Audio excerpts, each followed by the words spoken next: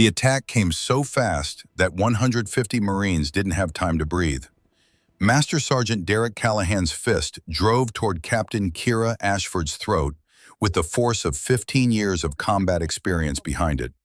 She was 26 years old, barely 5'3", and everyone had spent the morning assuming she was someone's secretary. Less than 3 seconds later, Callahan was on the ground unconscious, his elbows shattered at an angle, elbows don't bend, and the entire Marine Corps Mountain Warfare Training Center had gone absolutely silent. This is what happened before that moment, and why the youngest-looking captain in the room was actually the most dangerous person there. But we need to go back 18 years, back to where it all began. The hospital room smelled like disinfectant and death.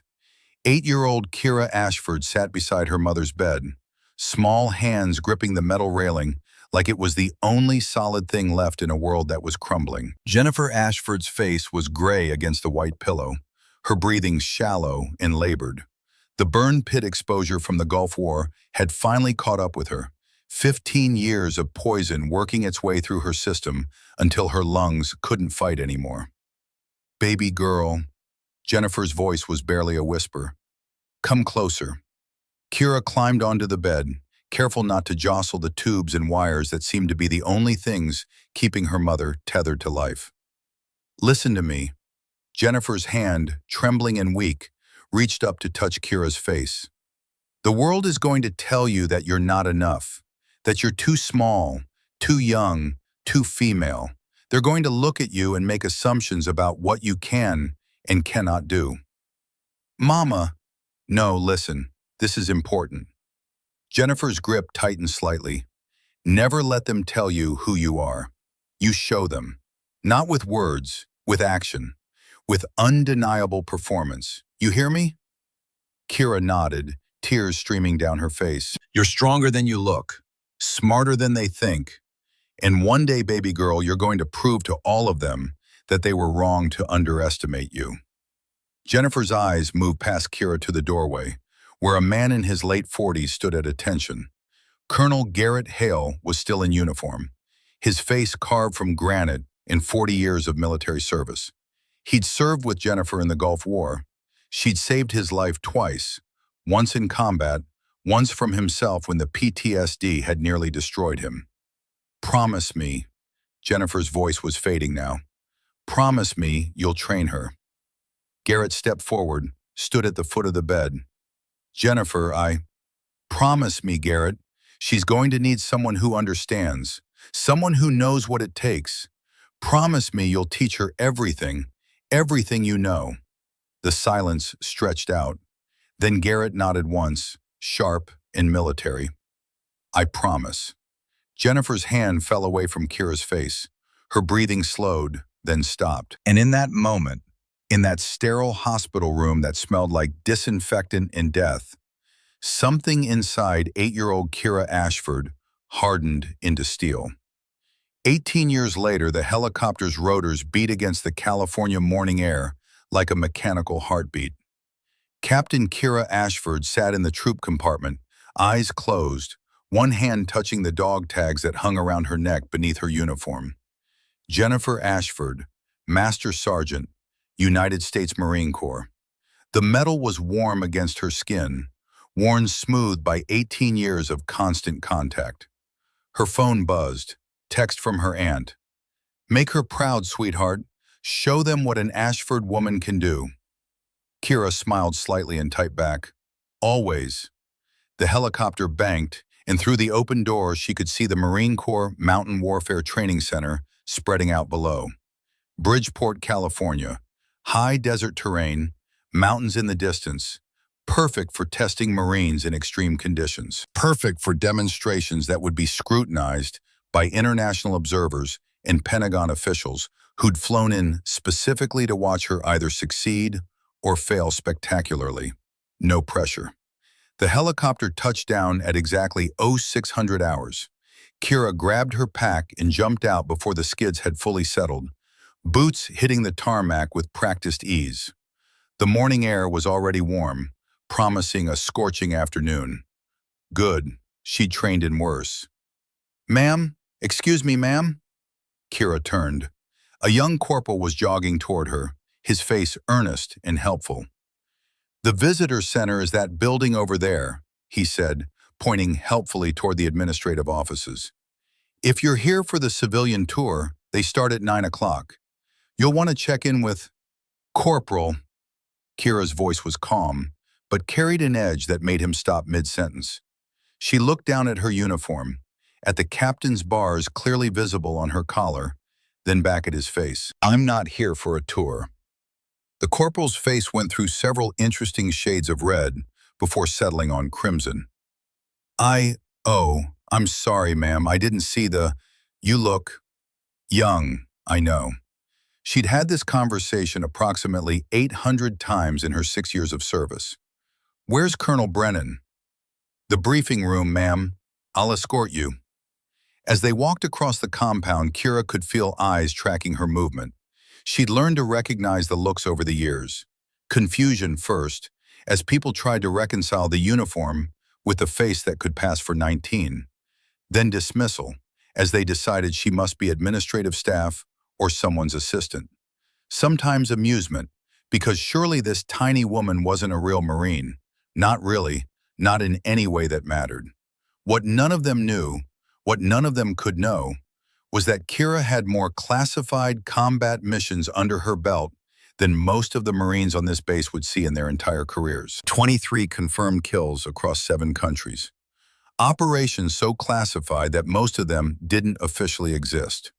Training from the best special operations instructors in the United States military, starting when she was 8 years old and continuing through 18 years of relentless, brutal preparation for moments exactly like this.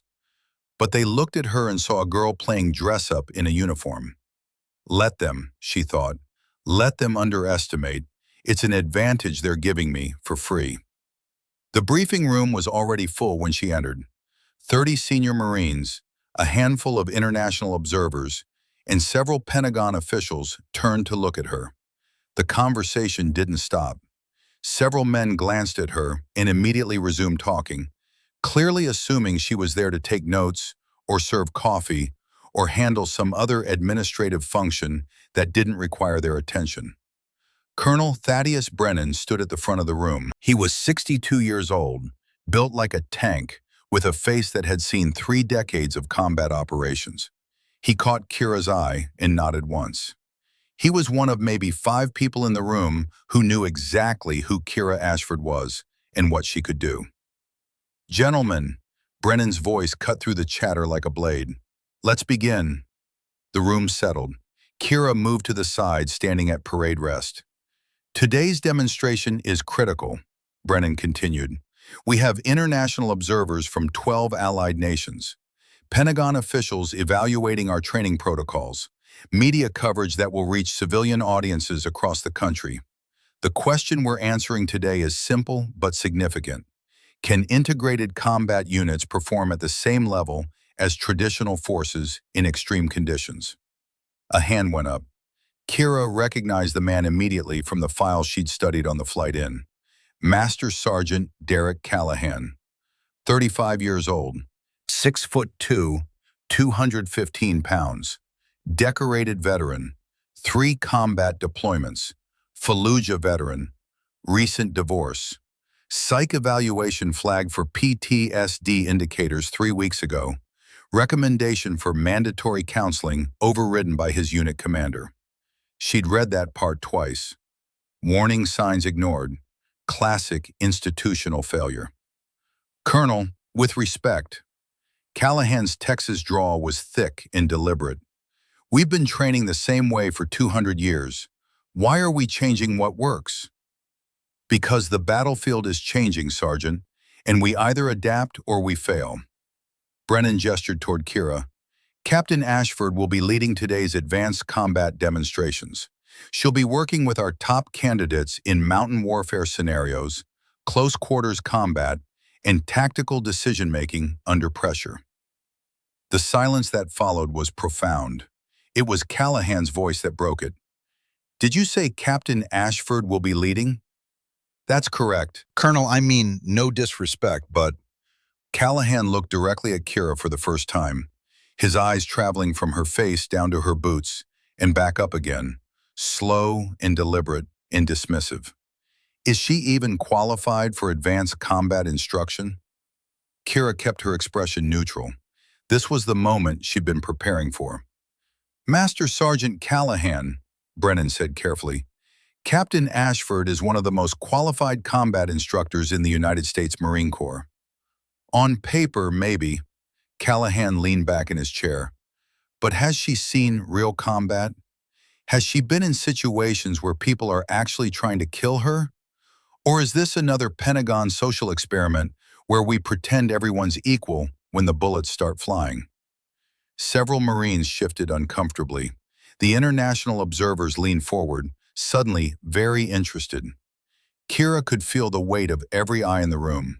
She spoke for the first time, her voice calm and clear. Master Sergeant, I appreciate your concern about the integrity of this training program. Your service record shows 3 combat deployments and multiple commendations. You've earned the right to question whether the person leading combat demonstrations has the experience to back it up.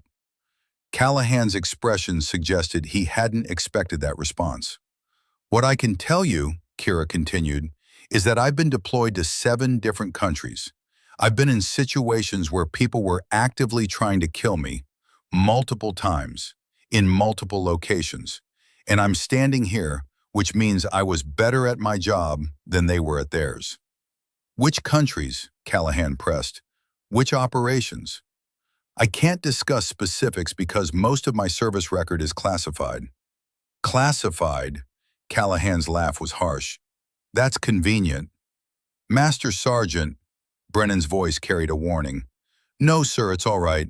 Kira stepped forward. Master Sergeant Callahan, I understand your skepticism.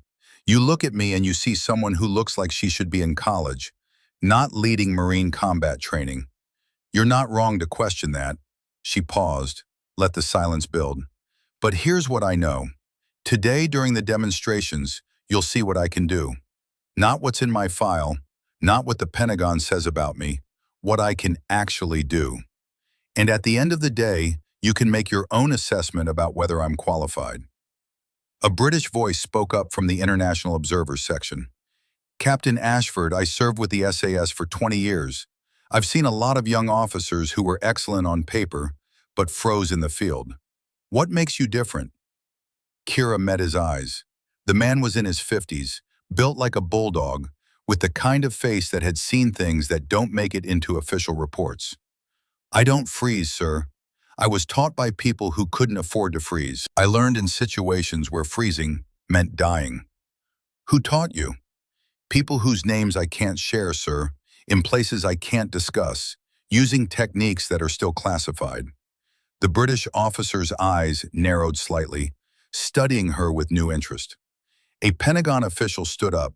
She was in her 50s, steel gray hair pulled back in a severe bun, civilian clothes that screamed Washington bureaucrat.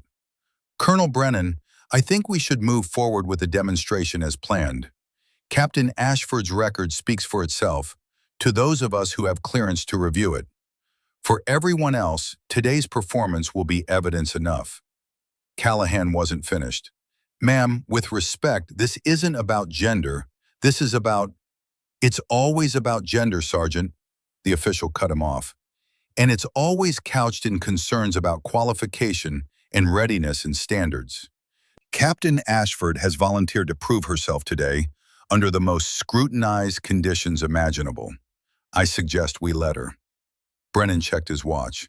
We begin in 30 minutes. Captain Ashford, your training area is prepared. Master Sergeant Callahan, you'll be assisting with the advanced combat demonstrations. Kira saw something flash in Callahan's eyes, something that made her combat instincts sharpen to a fine point. Yes, sir, he said, but his gaze stayed locked on Kira, and the look wasn't professional assessment anymore. It was personal. The morning demonstrations began at 0700 hours.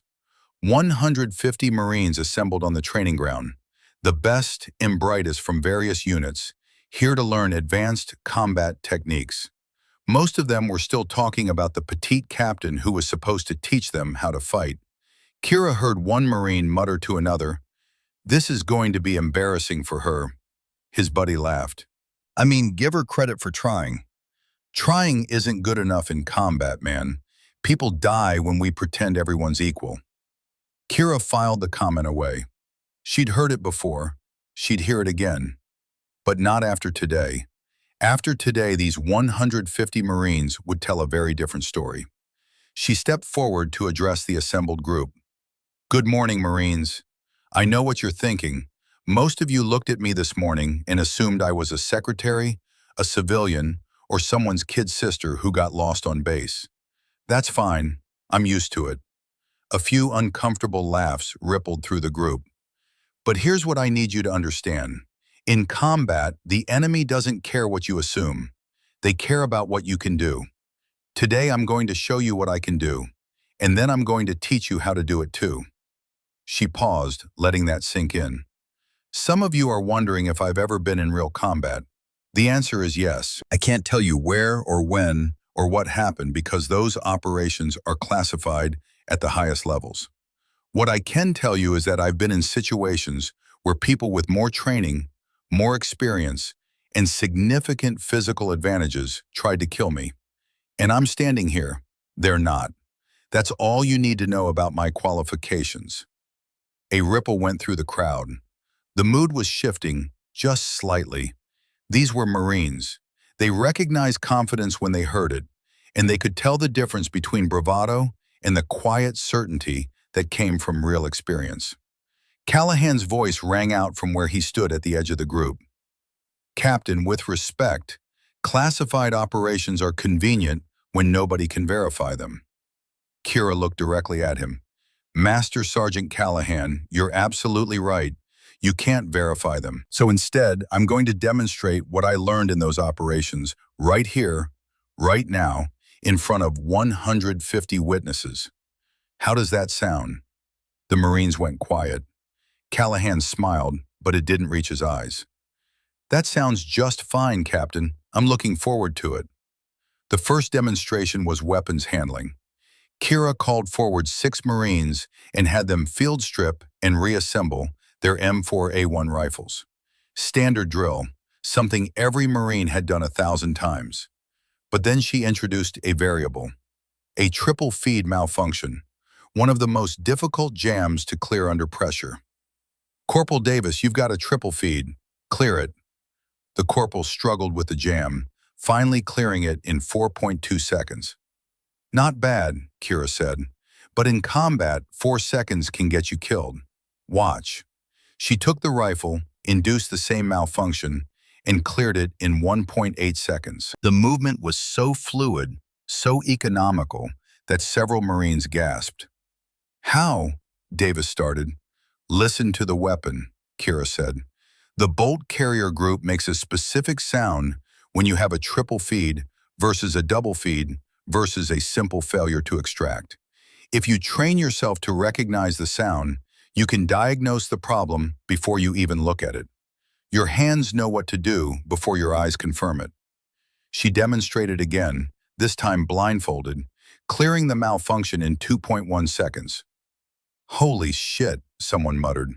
"The weapon is an extension of your body," Kira continued, removing the blindfold. "You should know it so well that you can operate it in complete darkness, under fire, with your hands numb from cold or shaking from adrenaline. Muscle memory isn't enough. You need tactile memory, auditory memory, complete integration." For the next 20 minutes, she ran the Marines through increasingly complex weapons drills. Her knowledge was encyclopedic. She could explain the ballistics of different ammunition types, calculate bullet drop at various ranges and altitudes without a calculator, diagnose weapon malfunctions by sound alone. A young private raised his hand. "Captain, how do you calculate the bullet drop so fast?" "Math isn't luck, Private. It's survival. Wind speed, temperature, altitude, ammunition weight, these are variables in an equation. If you know the equation, you can solve it fast enough to make the shot that saves your life or your teammate's life." She demonstrated ballistics calculations, calling out precise adjustments for an 800-yard shot. Wind 8 knots from 2 o'clock, temperature 78 degrees Fahrenheit, altitude 4,200 feet. You're looking at 47 inches of drop with M85562 grain ammunition. A young Marine pulled out a ballistics calculator, punched in the numbers. His eyes widened. She's exactly right. Callahan watched from the sidelines, his expression darkening with each successful demonstration. The second demonstration was room clearing. Kira set up a mock building structure with multiple entry points and simulated hostile positions. She split 8 Marines into 2 teams and positioned herself to observe. Team 1, you're entering from the south. Team 2, north entrance. Rules of engagement: assume all hostiles are armed and will fire on sight. Your objective is to clear all rooms with 0 friendly casualties. Time starts now. The teams moved with textbook Marine Corps efficiency. They cleared the first 3 rooms smoothly, using proper cover and communication. Then they hit room 4, where Kira had positioned a surprise element. A simulated hostile behind a false wall that looked like permanent structure, but wasn't. Team 1 entered fast, spotted the obvious threats, and fired. They completely missed the hidden hostile. Stop! Kira's voice froze everyone in place. Team 1, you're dead. All 4 of you. The hostile you missed just killed you while you were congratulating yourselves on clearing the visible threats.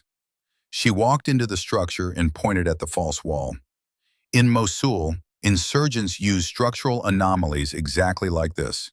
They'd hide behind false walls, in ceiling crawl spaces that looked solid, under floor panels that appeared permanent. The operators who survived learned to clear every inch. The ones who didn't. She let the sentence hang. You were in Mosul? The young private asked. Kira paused. I didn't say that. But you just said... I said insurgents in Mosul use these tactics. I didn't say I was there in a combat capacity. Her eyes met the private's. Because if I had been there in a combat capacity, that information would be classified, several Marines finished in unison. A few laughs rippled through the group. The ice was breaking. They were starting to understand that Kira's knowledge wasn't theoretical. It came from somewhere real, somewhere dangerous, somewhere most of them would never go. But Callahan wasn't laughing. Captain, he called out, you're telling war stories you claim you can't confirm. How is that useful training? Because the tactics are real, Master Sergeant, whether you can verify my service record or not. Kira's voice went cold. Would you rather I teach them techniques that sound good in briefings, but get them killed in real combat? Or would you rather I teach them what actually works when people are trying to kill them? I'd rather you be honest about your actual experience level. I am being honest, Master Sergeant. Brutally honest. I'm teaching them what works based on operations I cannot discuss, in locations I cannot name, against enemies whose identities remain classified. If you have a problem with my methods, take it up with Colonel Brennan. The tension between them was thick enough to cut. Maybe I will, Callahan said. Maybe you should. 30 minutes later, during a water break, Kira found a quiet spot behind one of the training buildings. She needed a moment to center herself, to run through her pre-combat mental preparation routine. The same routine she'd used before insertions in hostile territory, before close-quarters combat in buildings full of enemies, before moments when hesitation meant death. She closed her eyes and started the breathing pattern Garrett had taught her 18 years ago. 4 counts in, hold for 4. 4 counts out, hold for 4. Repeat until the world narrowed down to just breath and heartbeat. Meditating? Her eyes snapped open. Callahan stood 10 feet away, arms crossed. Centering myself, Master Sergeant. Mind if I ask you something, off the record? Go ahead. Why are you really here? This demonstration, this whole integration push, what's it actually about for you? Kira considered the question. Honesty, she decided. Maybe honesty would get through to him. My mother was a master sergeant, served in the Gulf War, died when I was 8 from burn pit exposure. She spent her whole career proving she was just as tough, just as dedicated, just as capable as any man. And she was. But the system never let her show it where it mattered most. She never got to serve in combat roles because she was a woman. Callahan's expression didn't change. "So this is personal," he said. "Everything worth doing is personal, Master Sergeant. Your mother teach you to fight? She taught me to be strong, to never back down, to earn respect through performance, not demands." Kira met his eyes. "She taught me that people who underestimate you are giving you an advantage. They're showing you their weakness before you ever have to show them your strength." Sounds like a smart woman. She was the smartest person I ever knew. Callahan was quiet for a moment. Then, "I lost 3 Marines in Fallujah. Good Marines. They died because our unit composition was wrong. We had people in positions they weren't qualified for because of quotas and political pressure." He took a step closer. "So when I see the Pentagon pushing these integration policies, I remember those faces. I remember telling their families that they died serving their country. What I didn't tell them is that they died because someone in Washington cared more about appearances than readiness." "I'm sorry for your loss, Master Sergeant. Truly." Kira's voice was genuine. "But with respect, those Marines didn't die because of integration policies. They died because someone made bad tactical decisions. Bad leadership isn't a gender issue. It's a leadership issue." "Maybe." Callahan turned to leave, then stopped. "One more thing, Captain. During the hand-to-hand demonstration this afternoon, I'm not going to go easy on you because you're small or young or female. This needs to be real for it to mean anything." "I wouldn't want you to, Master Sergeant." Kira held his gaze. "I need it to be real too." He nodded and walked away. Kira watched him go, her tactical mind already calculating. Callahan wasn't just skeptical, he was angry. Angry at policies he didn't agree with. Angry at losses he'd suffered. Angry at a world that was changing in ways he didn't understand or accept. And angry people made mistakes. She thought about the operations in her classified file. The compound in Yemen where she'd eliminated 3 hostiles twice her size in close quarters combat, moving through the darkness like something out of a nightmare. Garrett's training flowing through her muscles like water. The extraction in Syria where she'd fought through an ambush, using techniques that Delta Force instructors had drilled into her until they were as natural as breathing. The building in Mosul where she'd cleared 12 rooms in 4 minutes. Each movement precise and economical, and absolutely lethal. Callahan thought he was facing a young, inexperienced captain who'd gotten her position through political favoritism and social engineering. He had no idea he was about to fight someone trained by one of the most decorated special operations officers in U.S. military history. Someone who'd spent 18 years preparing for moments exactly like this. Someone who'd survived combat against opponents bigger, stronger, and more experienced than Derek Callahan. Someone who didn't freeze. The afternoon session began with advanced tactical demonstrations. Kira ran the Marines through complex scenarios that required integration of multiple combat elements. Infantry movement, supporting fire, civilian presence, environmental hazards. The exercises were sophisticated, deliberately designed to expose gaps in conventional training. One scenario in particular caused problems. A hostage situation with armed insurgents using civilians as shields in a confined space with limited entry points and zero margin for error. "This is impossible," a sergeant complained. "We can't achieve the objective without unacceptable civilian casualties." "Then maybe the objective needs to change," Kira said. "In real combat, sometimes the right tactical decision is to abort the mission. Commanders who can't accept that possibility get their Marines killed trying to accomplish objectives that aren't worth the cost." "They teach you that in special operations?" Callahan's voice carried across the group. Kira turned to face him. They teach you that in any operation where the mission parameters change and rigid thinking gets people killed, Master Sergeant. Sounds like you're teaching our Marines to disobey orders. I'm teaching them to think critically about orders that don't match battlefield reality. There's a difference. Not in the Marine Corps there isn't. Orders are orders. Even when following orders means unnecessary casualties? Kira's voice hardened.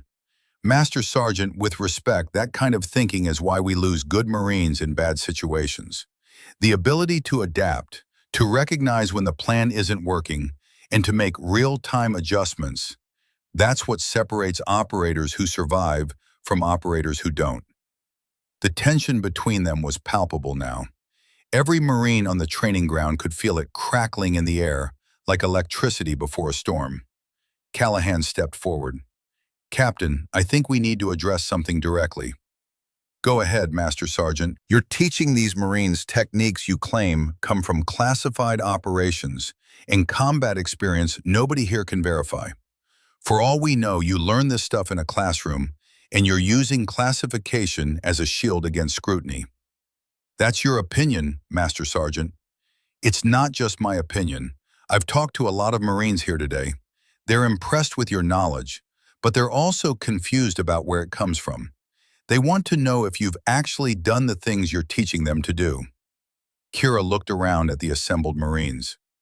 Does anyone else share Master Sergeant Callahan's concerns? Silence. Then slowly, a few hands went up. Not many, maybe 15 out of the 150 present, but enough. Okay, Kira said calmly. That's fair. Master Sergeant, what would satisfy your concerns? A real demonstration. Not you throwing around people who are going easy on you because you're their instructor. A real fight with a real opponent using real force. You're volunteering, Master Sergeant? I am. The training ground went absolutely silent. The final demonstration this afternoon is supposed to be advanced hand-to-hand combat, Callahan continued. I'm suggesting we make it real. You and me. Full contact. No holding back. No special treatment. You prove you can handle yourself against a bigger, more experienced opponent, and I'll never question your qualifications again. Colonel Brennan started to intervene. Master Sergeant, that's not... I accept, Kira said. Brennan turned to her. Captain, you don't have to. I accept his challenge, sir. The final demonstration will be a full contact combat scenario between myself and Master Sergeant Callahan, in front of all 150 Marines and our observers. Callahan smiled, but there was no warmth in it. You're sure about this, Captain? Completely sure, Master Sergeant. Are you? I've been sure since I first saw you this morning. Then we understand each other. Kira turned to Colonel Brennan. Sir, I request permission to modify the final demonstration as discussed.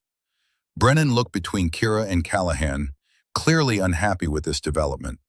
But he also knew that backing down now would prove Callahan's point more effectively than any demonstration could disprove it. Permission granted, he said finally. The final demonstration will commence in 30 minutes. Both participants will receive medical clearance beforehand. Rules of engagement will be clearly defined. This remains a demonstration, not an unsanctioned fight. Is that clear? Yes, sir, Kira and Callahan responded in unison. The crowd of Marines erupted in conversation. The international observers leaned forward with renewed interest. The Pentagon officials started making urgent phone calls. And somewhere in the back of the crowd, unnoticed by almost everyone, a man in his late 60s stood watching. Colonel Garrett Hale, retired, officially present as a consultant observer. His face showed nothing, but his hands were clenched into fists at his sides. He'd trained Kira for 18 years, taught her everything he knew about close-quarters combat, about ending fights quickly and efficiently, about surviving against opponents who had every physical advantage. He knew exactly what she was capable of, and he knew that Derek Callahan had just made the biggest mistake of his military career.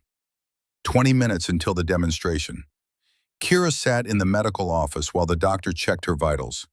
Blood pressure slightly elevated, normal stress response. Heart rate steady, reflexes sharp. Captain Ashford, the doctor said carefully, I need to express some concerns about this demonstration. Go ahead, Doc. Master Sergeant Callahan has significant physical advantages. Height, reach, weight. He's been training in hand-to-hand combat for 15 years. The differential here is substantial. I'm aware of the numbers, the doctor paused, studying her face. I reviewed what I could access of your service record. There are notations for advanced combat training, but the instructor names are redacted. The training locations are redacted. The specific techniques are classified above my clearance level. Kira waited. But I also noticed these. The doctor gestured to the scars visible on her shoulder and thigh, where her t-shirt and shorts didn't cover them. These are combat wounds. Shoulder wound looks like it came from close-range knife work. Thigh wound consistent with shrapnel or fragmentation. Yes. How many times have you been in actual hand-to-hand combat, Captain? The real thing, not training. Kira met his eyes. Enough times that this isn't my first time fighting someone bigger than me, Doc. Enough times that I know what I'm doing. The doctor held her gaze for a long moment, then nodded and signed the medical clearance form. Be careful out there. Always am. She left the medical office and headed toward the training ground. The afternoon sun was high and hot now, temperature climbing into the high 80s. Perfect conditions for testing human limits. As she walked, she saw Garrett standing near one of the equipment buildings. He caught her eye and gestured slightly. She altered her path to meet him. You don't have to do this, he said quietly. Yes, I do. Mom spent her whole career being told she didn't belong. Someone has to prove them wrong. Someone did. You've been proving them wrong in classified operations for 7 years. This is different. This is public. If something goes wrong, nothing will go wrong. Garrett's jaw tightened. Kira, I've trained you since you were 8 years old. I know what you can do, but I also know that Callahan is unstable right now. His psyche eval was flagged. He's dealing with PTSD, anger issues, a recent divorce. When you get in that circle with him, you won't be fighting a rational opponent. You'll be fighting someone who's broken and looking for an outlet. I know. And if he loses control, then I'll control him. That's what you trained me to do. Garrett reached into his pocket and pulled out something small. Jennifer Ashford's dog tags. The real ones, not the ones Kira wore every day. These were the ones Jennifer had been wearing when she died. She wanted you to have these if you ever needed courage, Garrett said. Kira took the tags, felt the weight of them in her palm. 18 years of grief and determination and promise crystallized in a small piece of metal. Thank you, she whispered. Make her proud, kiddo. But more importantly, come back in one piece. I made her a promise 18 years ago. I'm not losing you too. Kira nodded, slipped the tags into her pocket, and continued toward the training ground. The circle was already forming. 200 Marines now. Word had spread across the base that something unprecedented was about to happen. International observers in optimal viewing positions. Pentagon officials with cameras ready. Colonel Brennan standing at the edge of the circle, looking like he'd aged 5 years in the last hour. And in the center of the circle, Master Sergeant Derek Callahan, stretching and rolling his shoulders, making a deliberate show of his size and strength. Kira stepped into the circle across from him. The noise of the crowd faded away. Her vision narrowed. Her breathing steadied. Every ounce of her awareness focused on the man standing 15 feet away. Last chance to back out, Captain, Callahan said. I could say the same to you, Master Sergeant. Colonel Brennan stepped into the space between them. Rules of engagement. This is a demonstration of hand-to-hand combat techniques under realistic conditions. You will fight until one participant yields, loses consciousness, or I stop the fight. Lethal force is prohibited. Permanently disabling techniques are prohibited. Is that understood? Yes, sir, they answered together. Captain Ashford, as the smaller participant, you have the right to set additional safety parameters. No additional parameters, sir. Same rules for both of us. A murmur went through the crowd. No special treatment, Captain? Callahan's smile was sharp. You sure about that? Completely sure, Master Sergeant. I don't need special treatment to handle you. The smile vanished from Callahan's face. They moved to their positions. 200 Marines formed a tight perimeter around them. Kira could feel every eye on her, feel the weight of expectation and doubt and curiosity pressing down like physical force. Somewhere in that crowd, Garrett Hale stood watching, silent, still, but ready to intervene if things went too far. And somewhere in Kira's memory, Jennifer Ashford's voice whispered, "Show them, baby girl. Show them what an Ashford woman can do." Colonel Brennan raised his hand. "Participants ready?" Kira nodded. Callahan nodded. "Remember, this is a demonstration, not a street fight. Professional conduct at all times." The hand dropped. "Begin." For 3 long seconds, neither of them moved. The demonstration had begun, but before it would end, one breath, one movement would change everything. For Kira, for Callahan, for every Marine watching, for the future of integrated combat training in the United States military. One breath, one movement. That was all it would take. They circled each other slowly, 2 predators sizing up their opponent. Derek Callahan moved with the confidence of a man who'd been in hundreds of training fights and dozens of real ones. His weight was forward, aggressive, his hands positioned for striking rather than grappling. He planned to use his size advantage immediately, overwhelm her with force before she could establish any kind of defensive rhythm. Kira moved like water, her stance fluid and neutral, her eyes locked not on his hands or his face, but on his center mass. Garrett had drilled this into her since she was 12 years old. Watch the body, not the limbs. The body telegraphs intent before the limbs execute it. The shoulder drops before the punch flies. The hip shifts before the kick launches. Read the body and you're already reacting before your opponent knows they've committed. "Come on, Captain," Callahan said. "Show me what you learned in all those classified operations." Kira didn't respond. Words were wasted energy.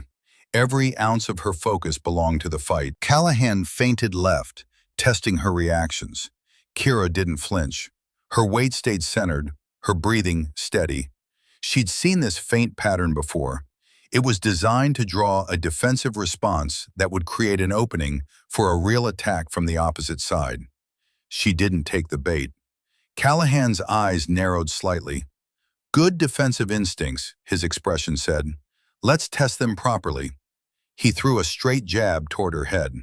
Fast, professional, controlled. It was a test shot, meant to gauge her reaction time and defensive technique. Kira slipped the punch with minimal movement, her head shifting just 4 inches to let it pass. She didn't counterattack. Not yet. The first exchange was about information gathering, about learning her opponent's patterns and tendencies. Callahan threw a combination: jab, cross, hook. All controlled, all within demonstration parameters. Testing her defense from multiple angles. Kira deflected the jab with her lead hand, rolled under the cross, and ducked beneath the hook. Her movements were economical and precise. No wasted motion, no unnecessary footwork. She wasn't dancing around the circle like a boxer trying to avoid engagement. She was staying in range, absorbing his pressure, learning his rhythm. The crowd watched in tense silence. Callahan paused, reassessing. "You've got decent defensive skills. Let's see how you handle real pressure." He came forward with increased aggression, throwing strikes meant to overwhelm her guard. His technique was solid. This was a man who'd trained thousands of hours, who knew how to use his physical advantages. The strikes came faster, harder, each one designed to break down her defense through accumulated force. Kira gave ground, absorbing his pressure, letting him think he was winning. This was another lesson from Garrett. Let the larger opponent expend energy. Let them commit to their strength, then exploit the openings that commitment creates. But something was changing in Callahan's approach.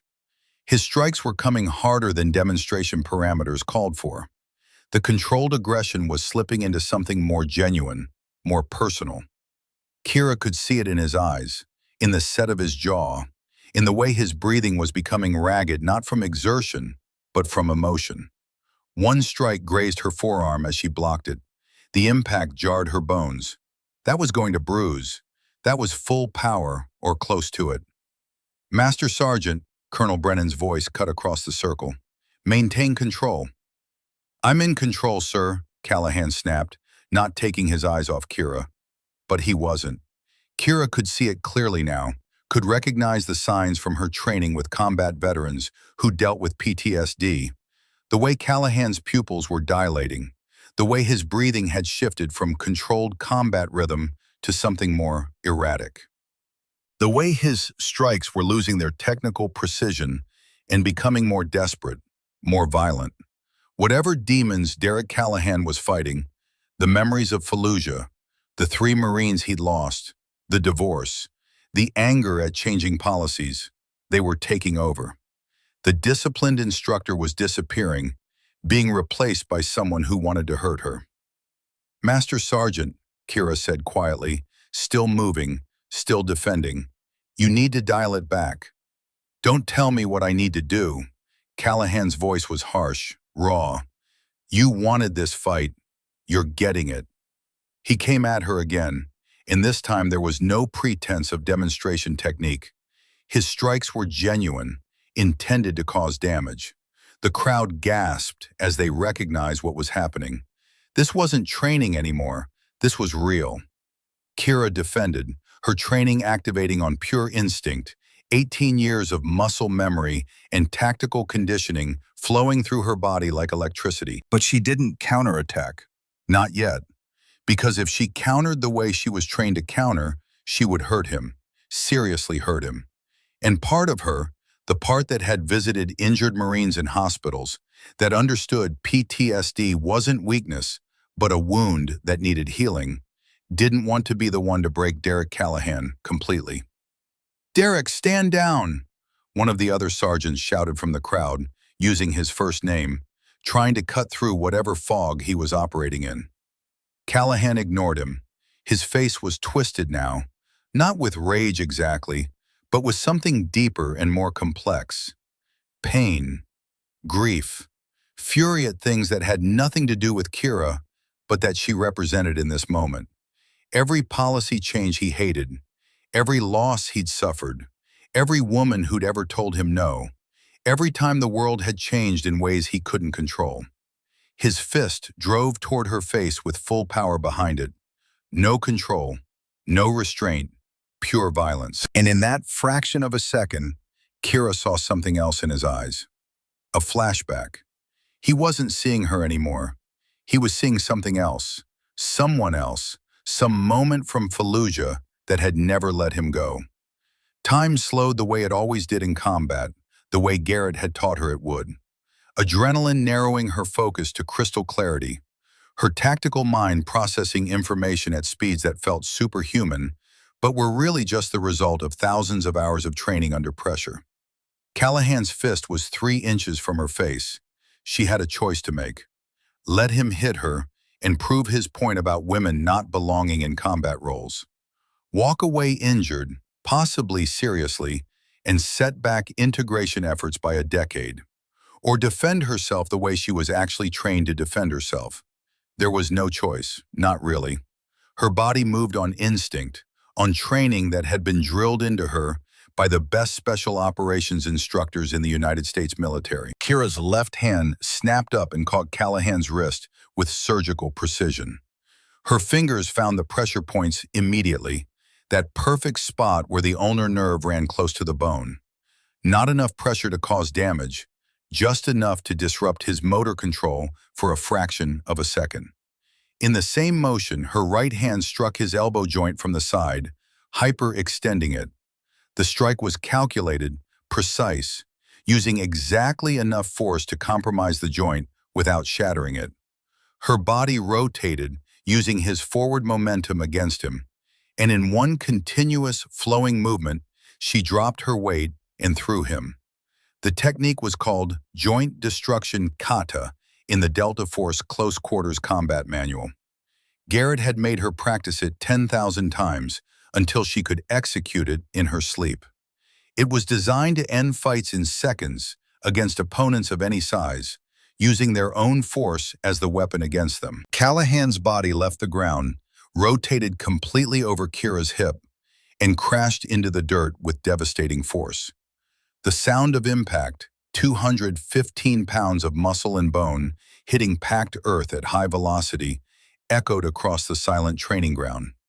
Before he could even process what had happened, Kira had his arm locked in a joint manipulation that put unbearable pressure on his already hyperextended elbow. One more pound of pressure and the joint would dislocate. 2 more pounds and ligaments would tear.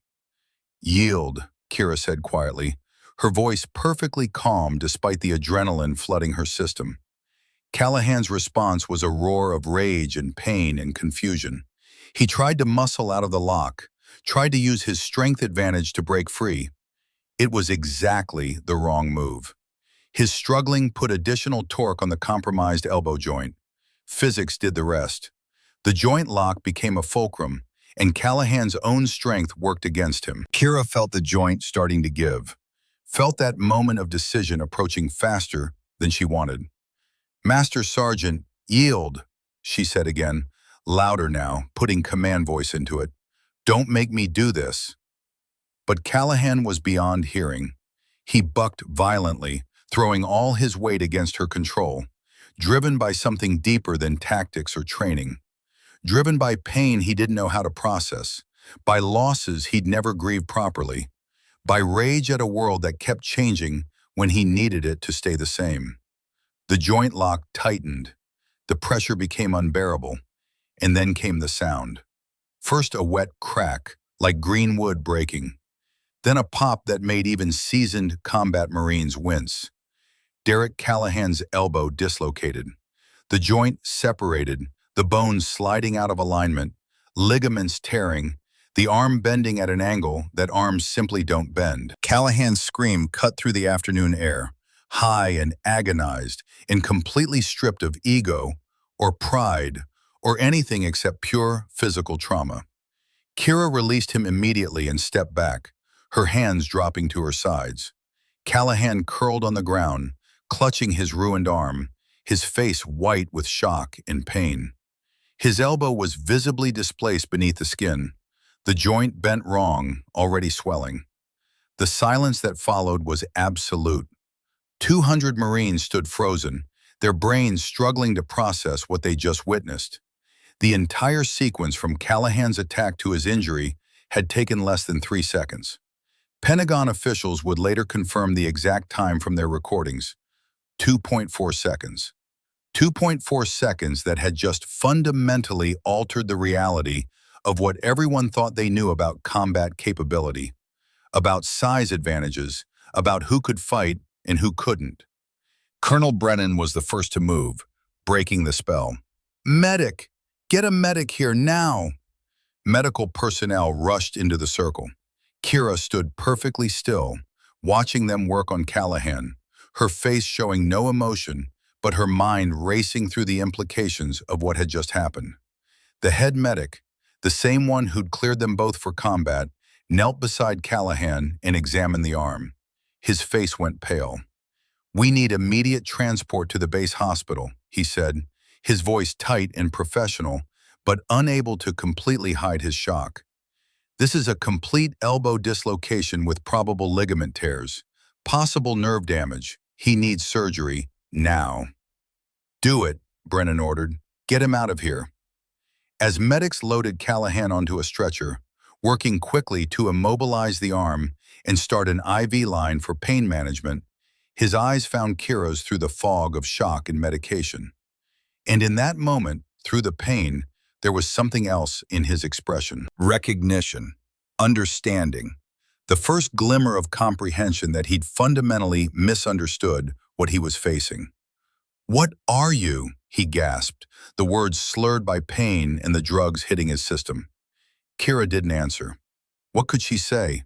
that she was the product of 18 years of training by one of the deadliest special operations officers in U.S. history, that she'd killed 23 people in 7 countries using techniques designed to end fights in seconds, that every assumption he'd made about her had been catastrophically wrong. The medics carried him away, and the crowd remained silent, still processing what they'd witnessed. Colonel Brennan approached Kira, his expression grave. "Captain, are you injured?" "No, sir." "What happened? I need your immediate account before we bring in the investigators." Kira's voice was steady, professional, empty of emotion. "Master Sergeant Callahan escalated beyond demonstration parameters, sir. His strikes became genuine attacks with intent to harm.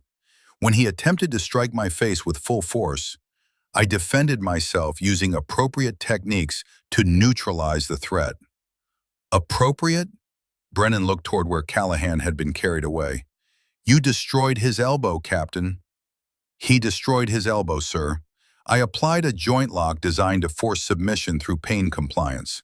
He chose to resist using force against a compromised joint. The injury resulted from his decision to struggle against a technique specifically designed to make struggling catastrophic."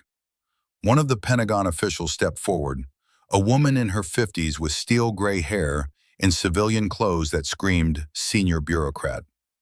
"Colonel Brennan, we have the entire incident on video.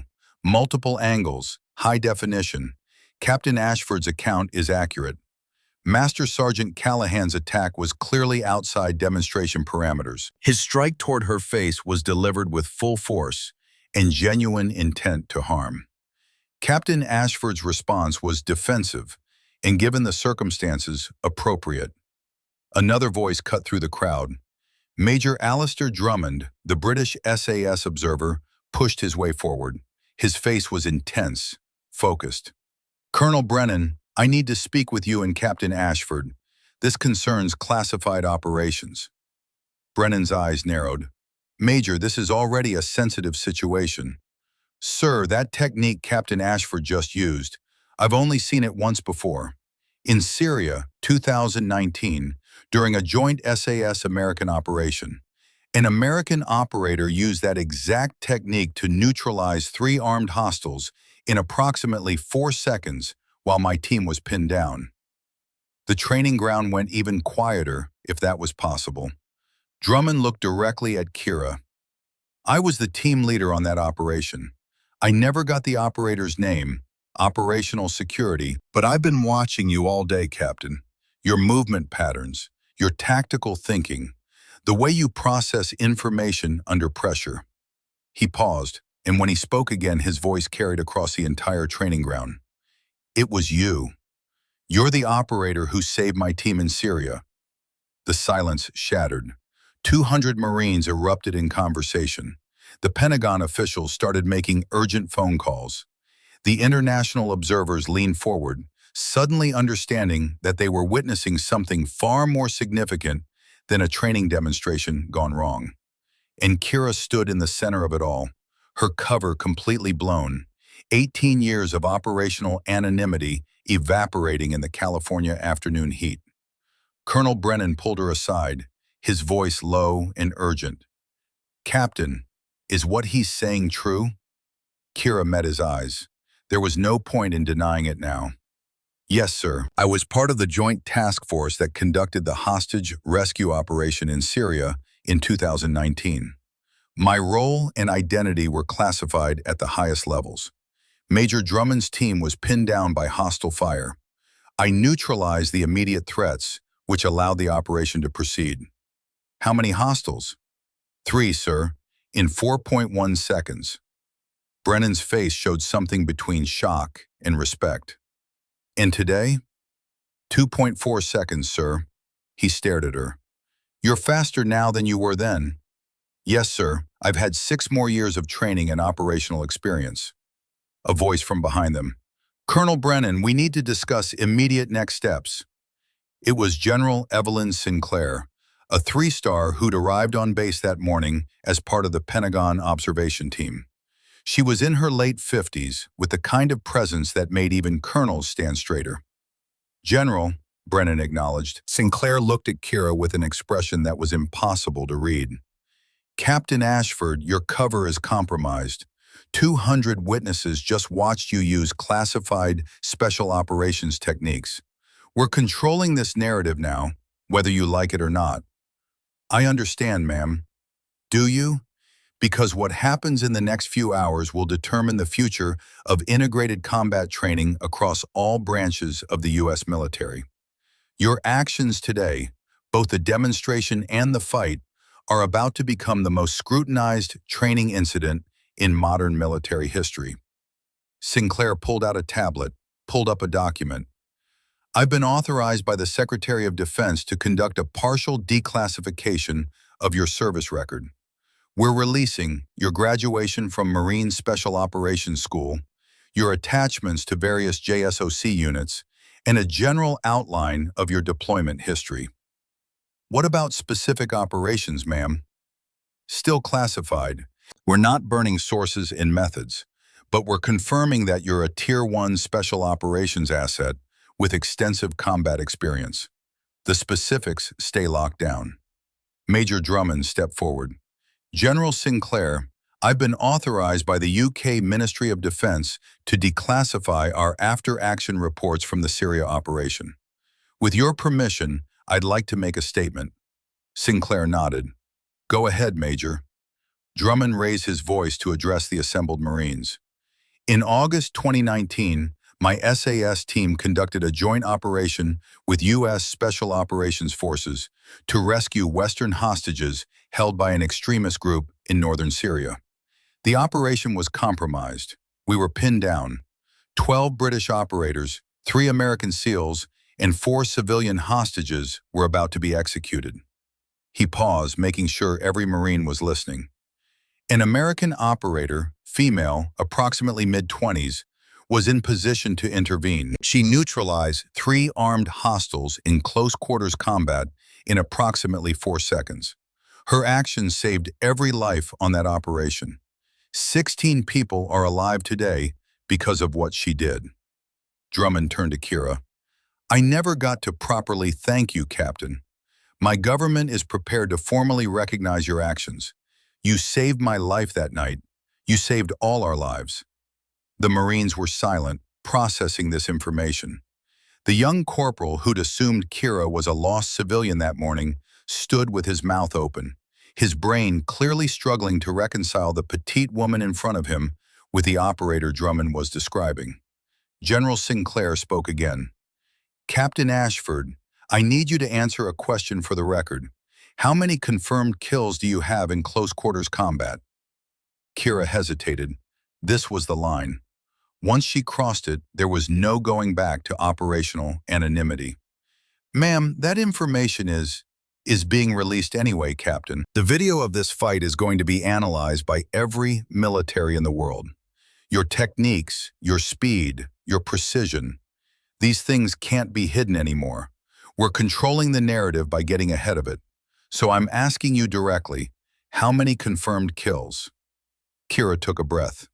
23 confirmed kills in close-quarters combat, ma'am, across 7 countries. All operations remain classified. The silence was profound. A voice from the crowd, one of the young Marines. Did you say 23?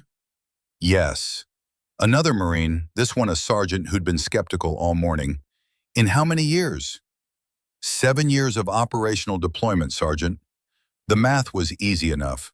More than 3 kills per year of deployment.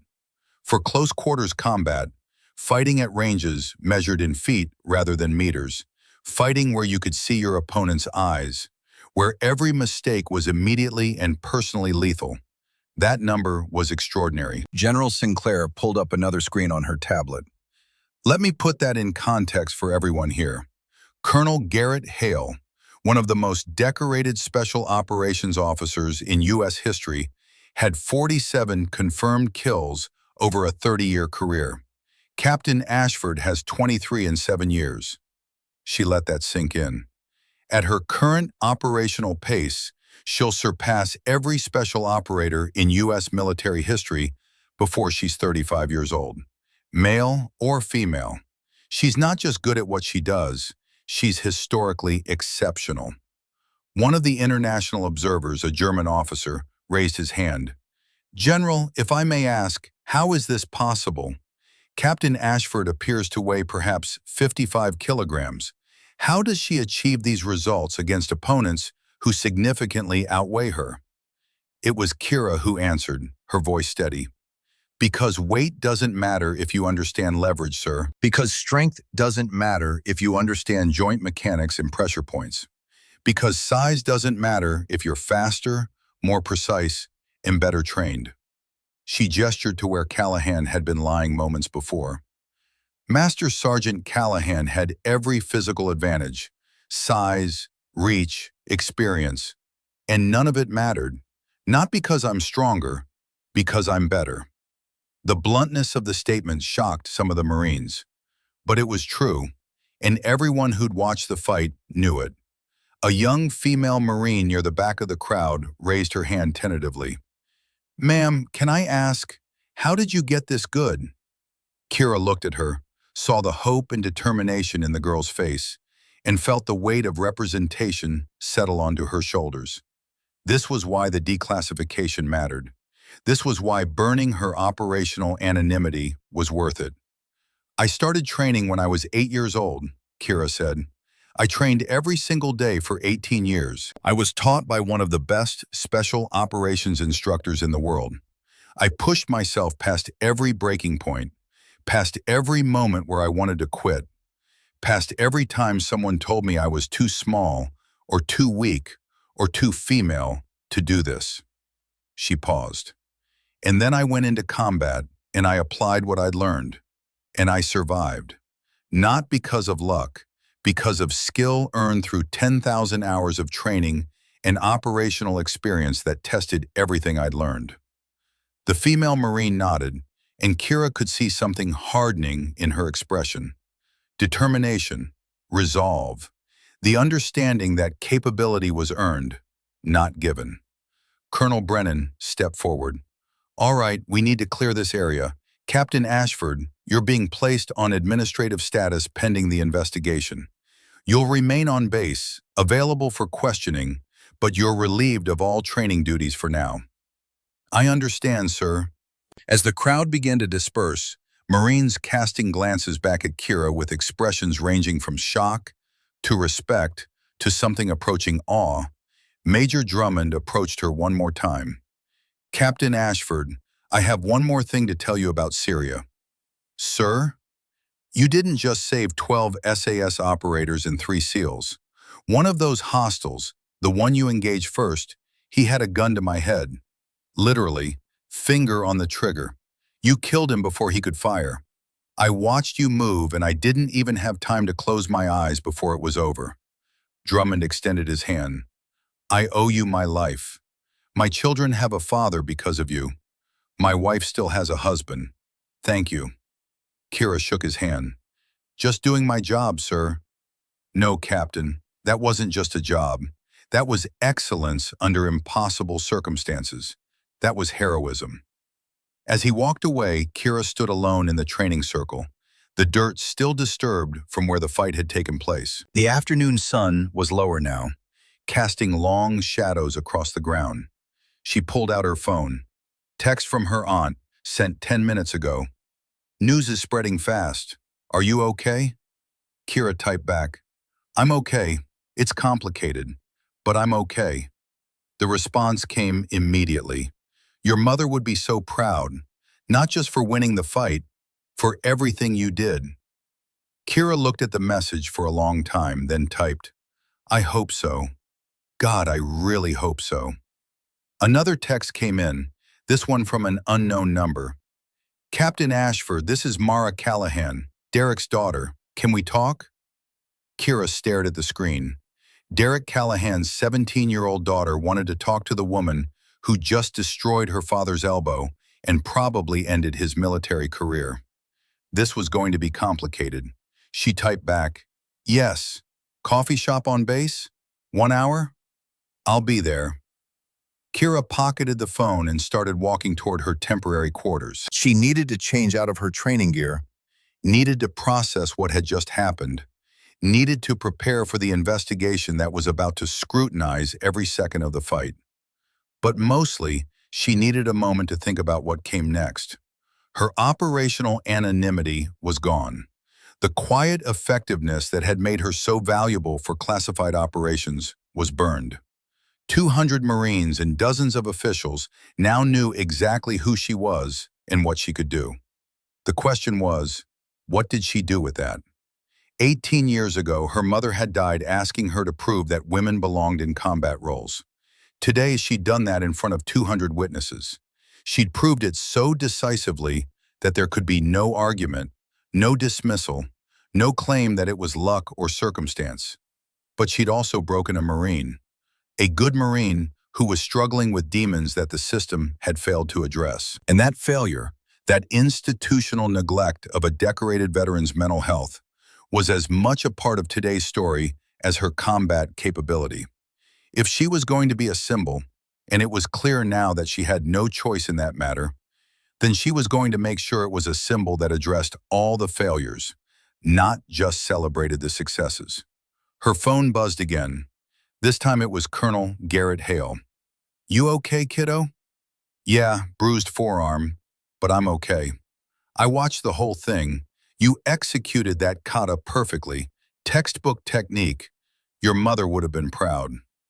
People keep saying that because it's true. But Kira, what you did after the fight, not countering when you could have, giving him chances to yield, that was wisdom. That was you understanding that the fight wasn't just about winning. It was about what kind of warrior you choose to be. Kira felt emotion tightening her throat. "He's hurt bad, Garrett.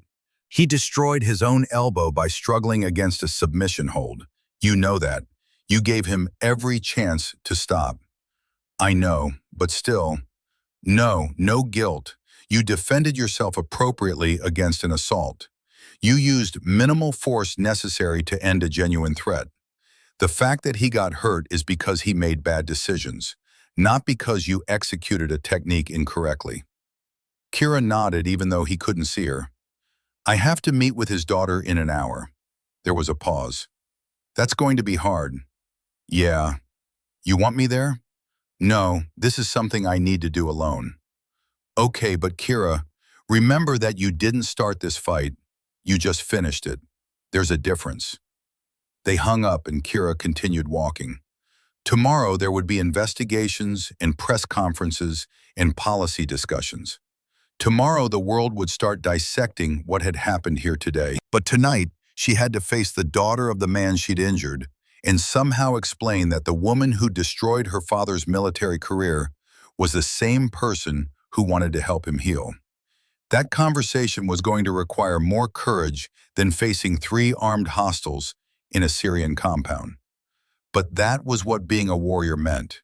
It wasn't just about winning fights.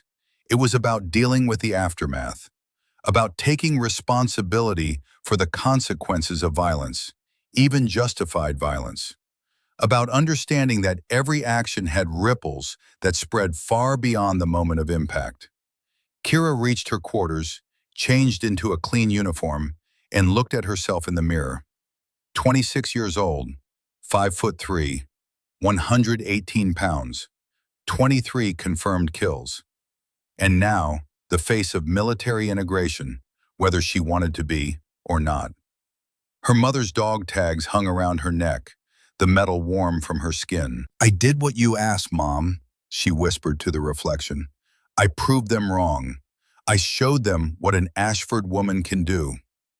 The reflection didn't answer, but Kira could almost hear her mother's voice anyway, could almost feel Jennifer's hand on her shoulder, could almost sense her approval. "Now comes the hard part, baby girl," the imagined voice said. "Now you have to make sure your victory means something. Now you have to change the system that failed Derek Callahan and will fail 100 more like him if nobody speaks up." Kira straightened her uniform, checked her appearance one more time, and headed out to meet Mara Callahan. The fight was over, but the real battle, the one for systematic change, for institutional reform, for a military that took care of its warriors as well as it trained them to fight. That battle was just beginning, and Kira Ashford was ready. 1 hour later, the base coffee shop was nearly empty. Just a few off-duty personnel grabbing caffeine before the evening shift. Kira sat at a corner table, hands wrapped around a cup of black coffee she wasn't drinking, watching the door.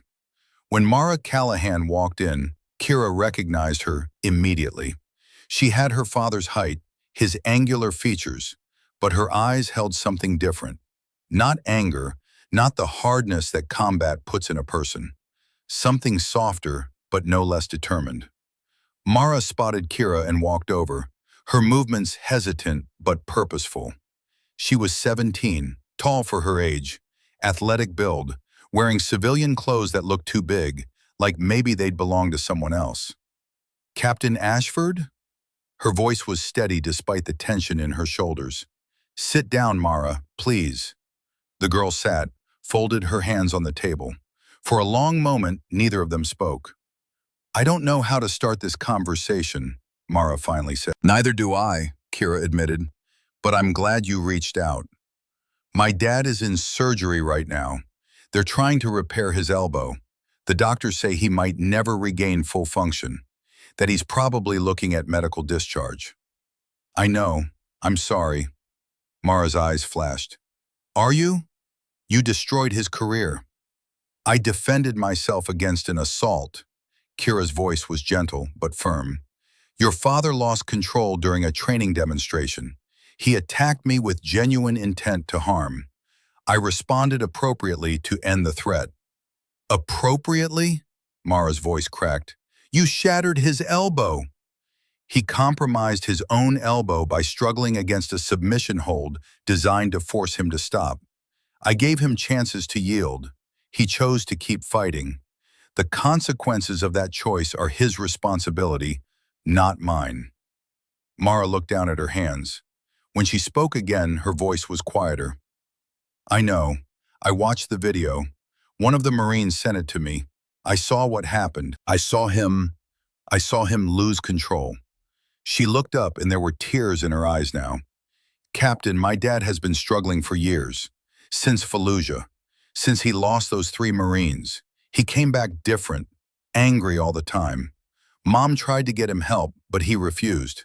Said therapy was for weak people. Said he could handle it himself." Kira listened, her own coffee forgotten. "Then Mom left 6 months ago. She couldn't take it anymore. The anger, the nightmares, the way he'd shut down and disappear inside his own head for hours. She begged him to get help before she left. He told her he didn't need help. He needed her to be stronger." A tear rolled down Mara's cheek. "I've been living with him since then. Watching him get worse. Watching him drink more, sleep less, get angrier at everything. I've been scared, Captain. Not that he'd hurt me, but that he'd hurt himself." Kira reached across the table, put her hand over Mara's. "Thank you for telling me this. There's more." Mara pulled a folded piece of paper from her pocket, smoothed it on the table. Her hands were shaking. "I found this in his desk drawer last week. I wasn't snooping, I was looking for stamps, and I found this." She pushed the paper toward Kira. It was a suicide note. Kira's chest tightened as she read it. Derek Callahan's handwriting, dated 3 days before the demonstration. A letter to Mara explaining why he couldn't keep going, why the pain was too much, why she'd be better off without him. Instructions for his funeral. Apologies for failing her. "Jesus," Kira whispered. "It's dated 3 days before your demonstration," Mara said. "Then he got the assignment to assist with your training. And something changed. He became focused on something. Angry, but focused. Like he had a mission again." She wiped her eyes. "I think part of him wanted someone to stop him, Captain. I think part of him challenged you because he needed, I don't know, he needed something. A reason to fight. A reason to feel like he mattered." Kira stared at the note, her mind racing. Derek Callahan hadn't just attacked her out of anger or prejudice or resistance to change. He'd attacked her because he was a drowning man reaching for anything that felt solid, even if it was a fight he couldn't win. "May I keep this?" Kira asked. Mara nodded. "I made copies. I'm showing it to his doctors, to the investigators. Everyone needs to understand that what happened today wasn't just about you being a woman or about integration policies. It was about a Marine who needed help and didn't get it." "You're exactly right." Kira folded the note carefully, put it in her pocket. "Mara, your father is going to face consequences for what he did. Court-martial, probably. Disciplinary action. But I'm going to make sure he gets help too. Real help. The kind he should have gotten years ago." "Why would you do that? He attacked you. He tried to hurt you." "Because he's a Marine who served his country honorably for 15 years before his mind broke under pressure the system should have relieved. Because I understand that PTSD isn't weakness, it's a wound. And because—" Kira paused, choosing her words carefully. "Because my job isn't just to win fights. It's to make sure the system that creates broken warriors starts fixing them too." Mara studied her face for a long moment. "Everyone said you were just here to prove women can fight. But that's not why you're here, is it?" "It's part of why, but not all of it." "Then why?" Kira thought about her mother, about Jennifer Ashford dying in that hospital bed, about 18 years of training and 7 years of combat and all the broken warriors she'd seen along the way. "Because my mother spent her whole career being told she wasn't good enough," Kira said quietly. "And because your father spent his whole career being told he was strong enough to handle anything alone. Both of those things are lies the system tells people. I'm here to change those lies into truth." Mara nodded slowly. Then, unexpectedly, she smiled slightly. "My dad said something this morning before the demonstration. He said women couldn't handle the physical demands of combat roles, that I should choose something else if I wanted to serve." "And what do you think now?" "I think I'm going to join the Marines after I graduate high school. And I think when my dad wakes up from surgery, I'm going to tell him that I want to be like you." Kira felt something catch in her throat. "Mara, you don't want to be like me. You want to be like you, only trained and prepared and supported properly. Same thing, isn't it?" "Maybe, but the path I took, starting training at 8 years old, classified operations, all of it, that's not the path most people should take. There are better ways." "Will you teach me those better ways?" The question hung in the air between them. "If you join the Marines," Kira said carefully, "and if you earn your way into advanced training, then yes, I'll make sure you get the best instruction available. But Mara, you have to earn it. Not because of who your father is or what happened today. You have to earn it through performance." "I understand." Mara stood up. "I should get back to the hospital. They said Dad should be out of surgery soon. Will you tell him something for me?" "What?" "Tell him I don't blame him for what happened. Tell him the system failed him, and I'm going to work to fix that system. And tell him—" Kira paused. "Tell him that being broken doesn't mean being finished. It means being ready to heal." Mara nodded, tears flowing freely now. "Thank you, Captain, for not hating him, for understanding." After she left, Kira sat alone in the coffee shop for another hour, staring at Derek Callahan's suicide note, thinking about all the warriors who'd reached that same breaking point. How many of them had notes in desk drawers? How many of them were one bad day away from not coming back? Her phone buzzed. "Colonel Brennan, investigation preliminary results, complete exoneration, self-defense ruling. Pentagon wants you in D.C. tomorrow for press conference. No choice in this, Captain. Orders." Kira typed back. "Understood, sir, but I have conditions." 3 dots appeared, disappeared, appeared again. "You're not in a position to make conditions, Captain." "Yes, sir, I am.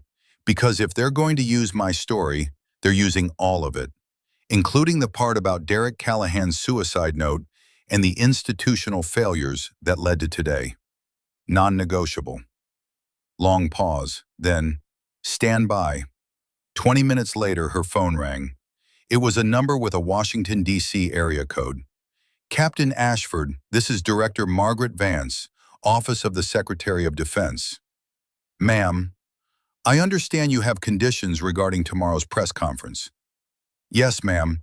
If the Pentagon is going to use what happened today to promote integration policies, then we're also addressing the mental health failures that led to Master Sergeant Callahan's attack. We're talking about PTSD screening, about mandatory counseling, about the fact that a decorated Marine had written a suicide note 3 days before he assaulted me because nobody in his chain of command responded appropriately to warning signs. Captain, that complicates the narrative we're trying to establish. Good, the narrative should be complicated, because the problem is complicated. And if we only tell the part about me proving women can fight, without telling the part about how the system fails warriors who need help, then we're wasting an opportunity to actually fix something that matters. Silence on the line. Then, you're willing to risk your career advancement on this? Ma'am, I just destroyed a man's career by defending myself against an attack that shouldn't have happened. If my career advancement requires me to ignore why that attack happened, then I don't want the advancement. More silence. Then, unexpectedly, a laugh. You're either very brave or very naive, Captain. I haven't decided which. Maybe both, ma'am. All right, tomorrow at 1400 hours, Pentagon press briefing room. You'll have 10 minutes to make your statement. Make it count. The call ended. Kira sat back, her hands trembling slightly. She just committed to going on national television to talk about classified operations and institutional failures, and all the complicated, messy truth that the Pentagon usually tried to simplify into clean sound bites. Her phone buzzed again. This time it was Garrett Hale. Heard you just backed the Pentagon into a corner. Proud of you, kiddo. Your mother would be too. She smiled despite the anxiety twisting in her stomach. Thanks. I hope I didn't just end my career before it really started. You didn't. You just changed what your career is going to look like. Not all warriors fight with weapons, Kira. Some fight with words and policy, and by making people uncomfortable with truths they'd rather ignore. You're about to become that kind of warrior. I don't know if I'm ready for that. Nobody ever is, but you'll do it anyway because that's who you are. 3 days later, Kira stood in the sterile hospital corridor outside Derek Callahan's room. She'd been in Washington for the press conference, which had gone exactly as intensely as she'd expected. 10 minutes of unfiltered truth about combat capability and institutional failure, delivered to a room full of journalists who'd expected a simple story about gender integration, and instead got a complex examination of how the military treats its warriors. The media response had been explosive. Half the coverage praised her for advocating systemic reform. The other half criticized her for not staying in her lane, for making a demonstration about policy rather than just proving she could fight. Kira didn't care about either response. She cared about the phone call she'd gotten that morning from the Secretary of Defense, informing her that funding for expanded mental health services had been approved, that PTSD screening protocols were being revised, and that her recommendations for integrated training would be implemented across all branches. She cared about the email from a young female Marine she'd never met, saying thank you for proving that women belonged in combat roles. And she cared about the man lying in the hospital room in front of her, the one whose career she'd ended, the one whose demons had finally caught up with him. She knocked softly. Come in. Derek Callahan was sitting up in bed, his right arm immobilized in a complex external fixation device, looking older than his 35 years. His face was pale, thinner than it had been 3 days ago, but his eyes were clearer. The fog of rage and pain that had clouded them during the demonstration was gone, replaced by something that looked like exhausted clarity. Captain Ashford, his voice was hoarse, wasn't sure you'd come. I wasn't sure either, Master Sergeant. It's just Derek now. Medical discharge paperwork is already being processed. I'm done. Kira sat in the chair beside his bed. How's the arm? They saved the joint, barely. I'll have maybe 60% function when it heals. Won't be able to do push-ups. Won't be able to fire a rifle properly. Definitely can't teach hand-to-hand combat anymore." He laughed bitterly. "Ironic, isn't it? I'm sorry it ended this way." "Don't be." He met her eyes. "I watched the video of the fight. Watched it about 50 times, actually. I saw what I looked like. Saw the moment I lost control. Saw my face when I—" He paused. "I wasn't seeing you, Captain. In that moment, I was seeing Lance Corporal Rivera. He was one of the Marines I lost in Fallujah. When you moved a certain way, something in my brain just snapped.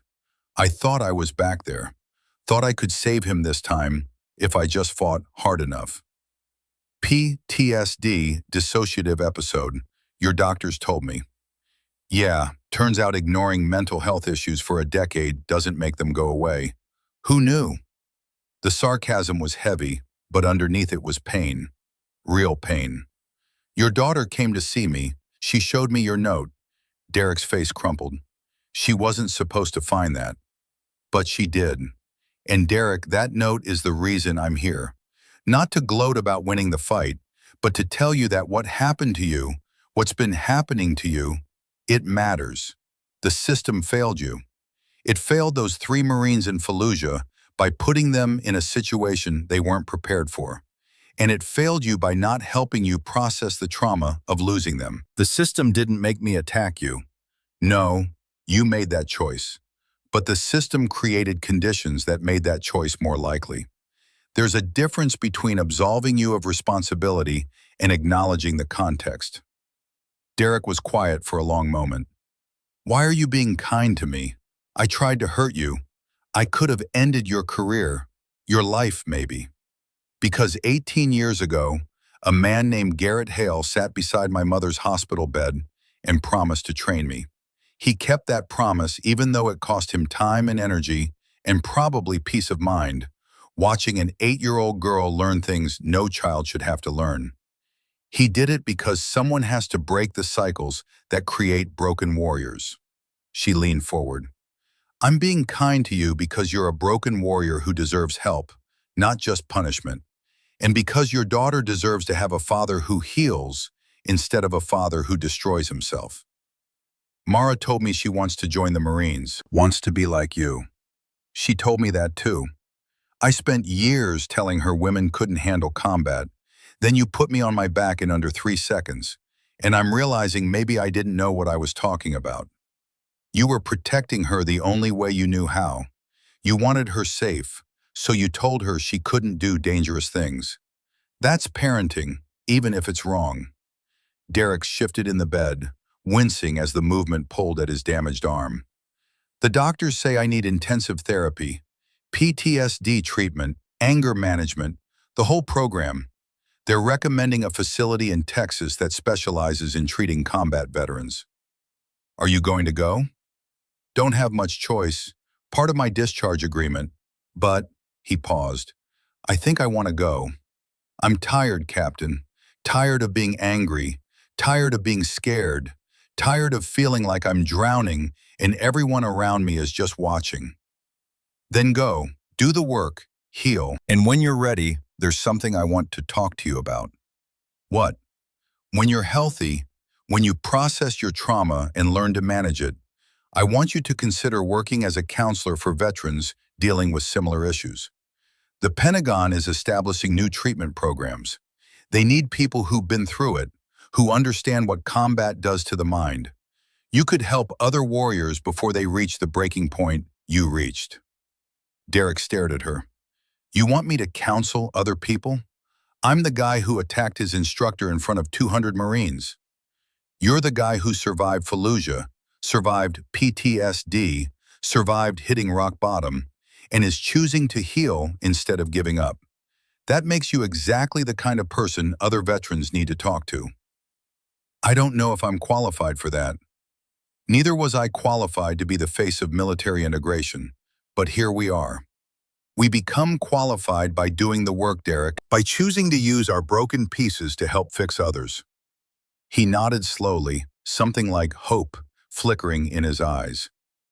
"I'll think about it, after treatment, if I make it through." "You'll make it through. And when you do, look me up. I'll be running a new training facility by then. We'll need counselors who understand what real warriors face. 6 weeks later, Kira stood in the packed auditorium at Marine Corps Base Quantico. Her promotion to major had come through 3 days earlier, along with orders assigning her to develop and implement integrated combat training protocols across all Marine Corps Special Operations schools. Today was her first major presentation to senior military leadership.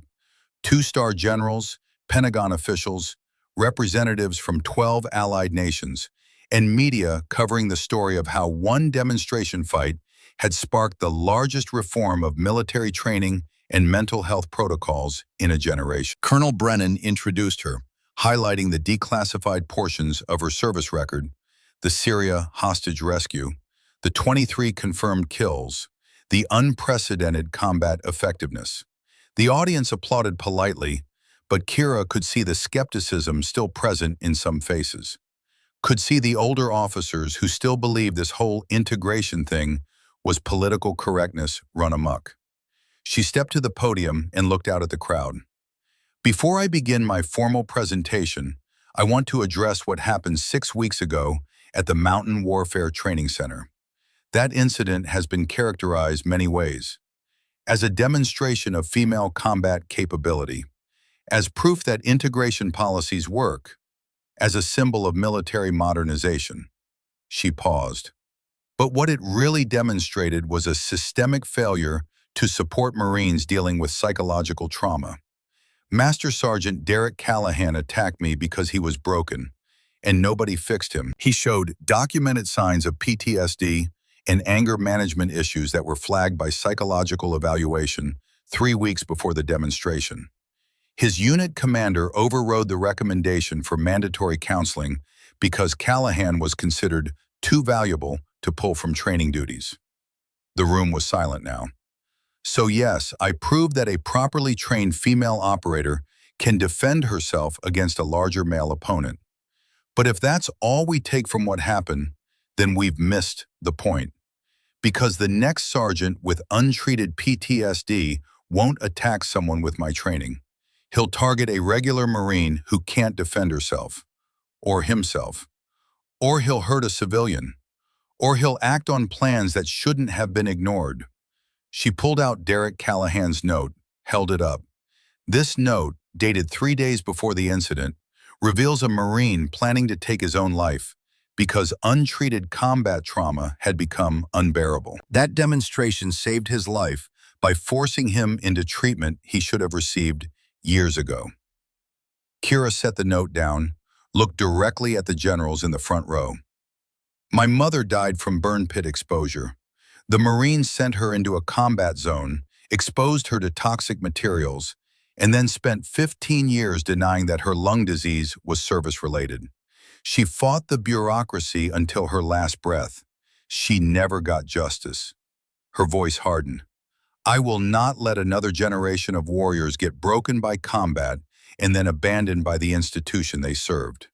If you're going to use my story to promote integration, then you're also going to use it to promote comprehensive mental health support, mandatory psychological screening, and zero tolerance for commanders who override treatment recommendations.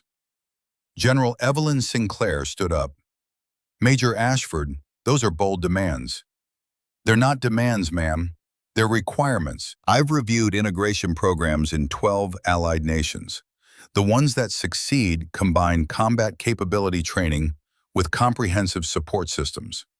The ones that fail treat integration as a political checkbox without addressing the underlying institutional issues that cause both men and women to fail. And you think you can design a better system? Ma'am, I've spent 7 years operating in the most elite special operations units in the world. I've seen what works. I've seen what gets people killed. And I've seen what happens when we train warriors to be lethal, but don't train institutions to support those warriors when they're struggling. Another general, older, with more ribbons on his chest than Kira could count, raised his hand. Major, you're talking about massive expenditures, restructuring training programs, hiring more mental health professionals, changing policies that have been in place for decades. You understand that's not going to be popular with budget hawks in Congress? Sir, with respect, what's less popular is explaining to a Marine's family why their daughter or son died by suicide after returning from combat because the system that trained them to fight didn't help them heal. That costs more than money. That costs trust. That costs lives. That costs the soul of the institution. The room was absolutely silent. I'm not here to make people comfortable, Kira continued. I'm here to propose training protocols that work, that produce warriors who are capable, resilient, and supported. Male, female, it doesn't matter. What matters is that we stop treating integration as a political issue and start treating it as an operational necessity. She pulled up her first slide, detailed training protocols backed by data from allied nations and her own operational experience. For the next hour, she presented comprehensive recommendations, physical training standards based on operational requirements rather than gender, psychological screening at regular intervals, mandatory counseling for combat veterans, zero-tolerance policies for commanders who ignored warning signs, integration of mental health professionals into combat units. The response was overwhelming. Some generals pushed back, argued about costs and tradition and operational readiness, but more nodded along, asked questions, took notes. The allied nation representatives praised the approach, offered to share their own data and experiences. And when Kira finished, when she asked for questions, a young woman in Marine uniform raised her hand from the back of the auditorium. Major Ashford, I'm Private First Class Mara Callahan. I enlisted 4 weeks ago. The room stirred. Everyone knew the name Callahan now. I joined because of what you did, Mara continued, her voice steady. Not because you want to fight, because after you won, you advocated for my father. Because you proved that warriors can be strong enough to fight and compassionate enough to care what happens after the fighting stops. She stood at attention. Ma'am, I want to serve in integrated units. I want to learn from instructors like you.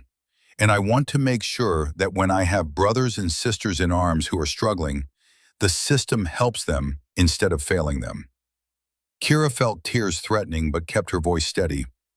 Private Callahan, if you earn your way through training, if you prove yourself through performance, then I'll make sure you get the best instruction available. But you have to earn it. Clear? Clear, ma'am. After the presentation, after the questions and the handshakes, and the Pentagon officials who wanted to discuss implementation timelines, Kira found herself alone in the auditorium. Sitting in the front row, looking at the empty stage, processing what had just happened. Her career had changed direction completely. She wasn't going to be a quiet special operator anymore, slipping into hostile territories and eliminating targets in the dark. She was going to be a public figure, a policy advocate, someone whose face was associated with military reform. It wasn't what she'd planned, but maybe it was what her mother had planned when she'd made Garrett promise to train her. Maybe Jennifer Ashford had known that her daughter would eventually have to fight battles that weren't won with weapons. Her phone buzzed. Text from Derek Callahan, his first communication since she'd visited him in the hospital. Watched your presentation on the news. You did good, Major. I'm 3 weeks into treatment. It's hard, but I'm doing it. Thank you for not giving up on me. Kira typed back. Keep doing the work, Derek.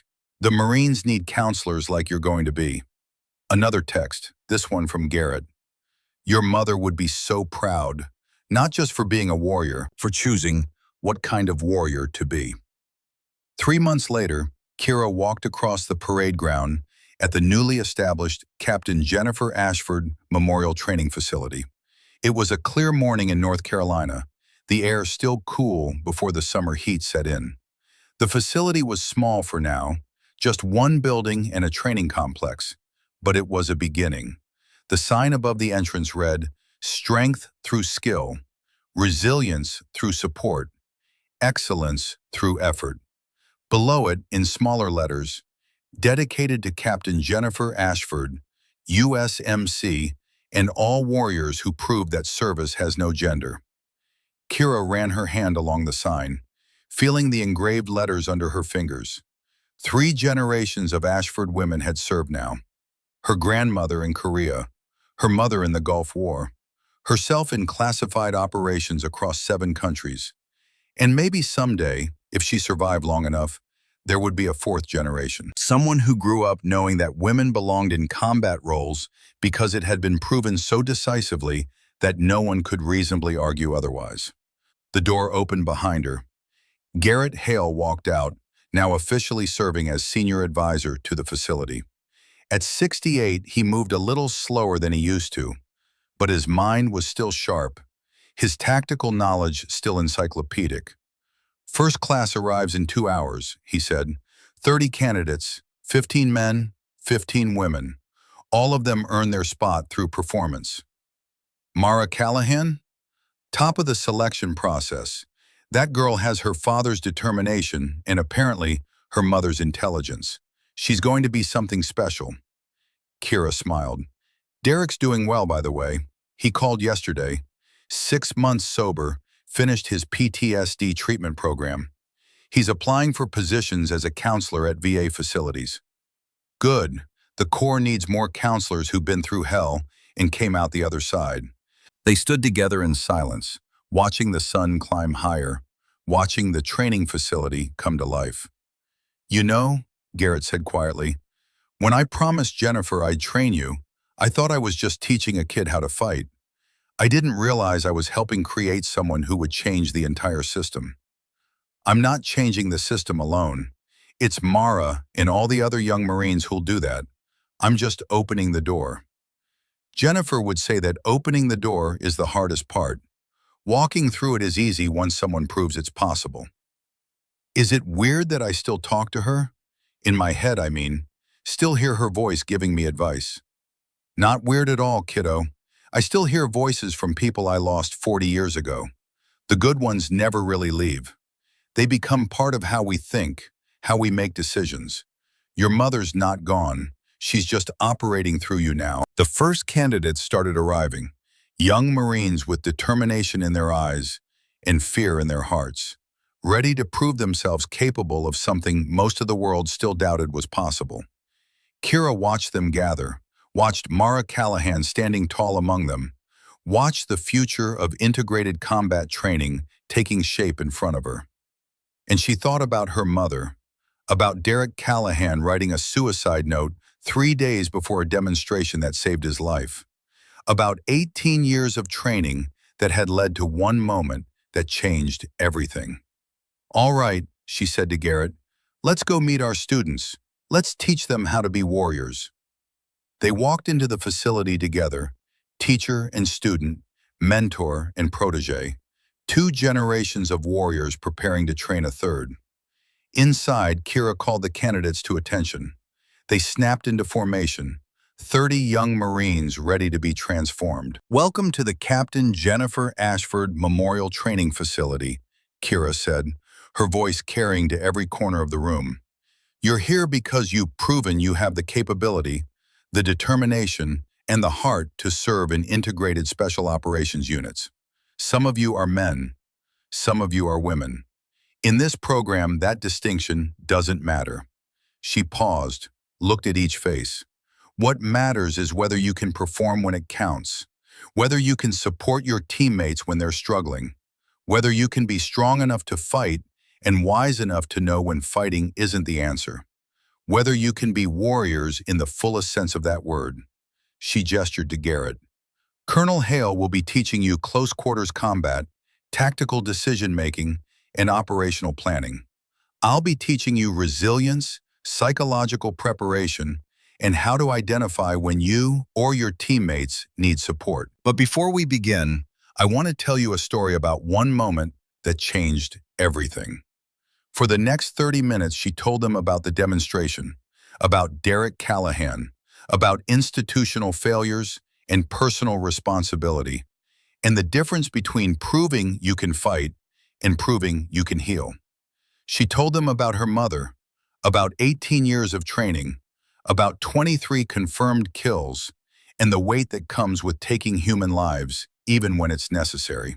And she told them about what came after the fighting, about advocacy and policy reform, and choosing to use your platform to fix broken systems instead of just accepting them.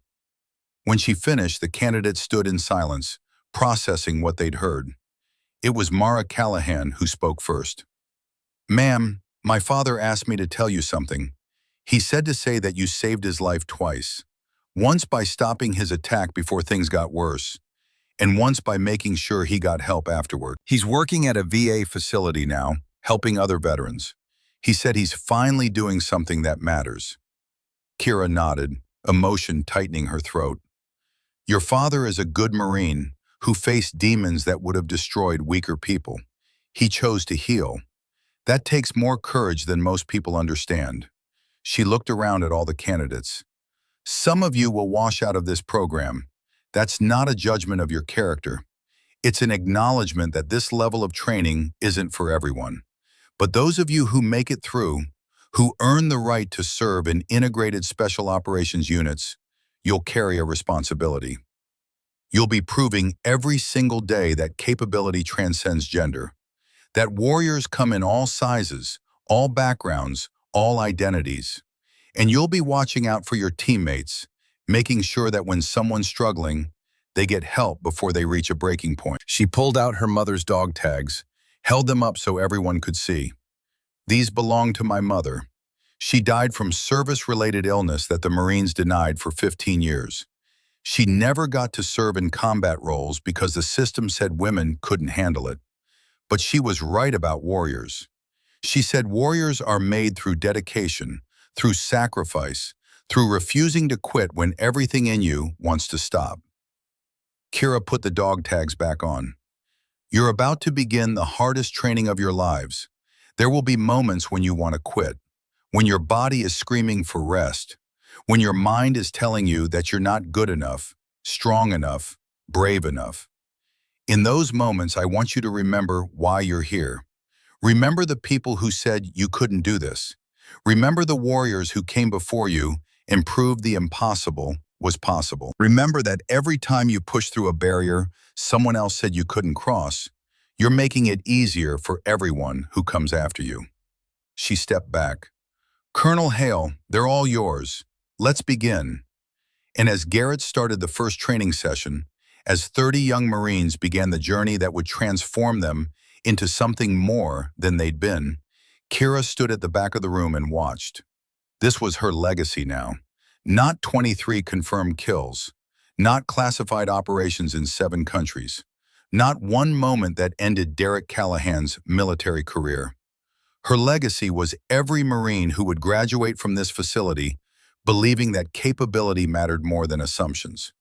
Every warrior who would serve in integrated units and prove through performance that the old barriers had been worth breaking. Every Derek Callahan who would get help before reaching a breaking point because the system finally valued healing as much as fighting. Her phone buzzed. Text from an unknown number.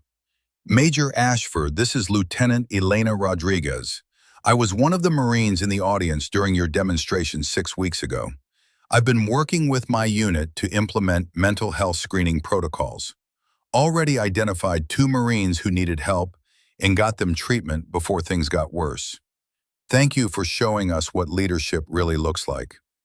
Kira smiled and typed back, "That's what matters, Lieutenant. Keep doing that work." Another text, this one from Derek Callahan. "Mara just texted me from her first day of training. She says you're tough but fair. Says she's going to make it through this program and make both of us proud. I believe her. And Major, thank you for everything. I'm alive because of you. A lot of veterans are getting help because of you. That's worth more than any medal." Kira looked at that message for a long time. Then she looked up at the training floor, at Mara Callahan executing a perfect joint lock on a partner twice her size, at Garrett demonstrating proper technique with the precision of someone who'd done it 10,000 times, at 30 candidates working harder than they'd ever worked in their lives. This was what her mother had wanted.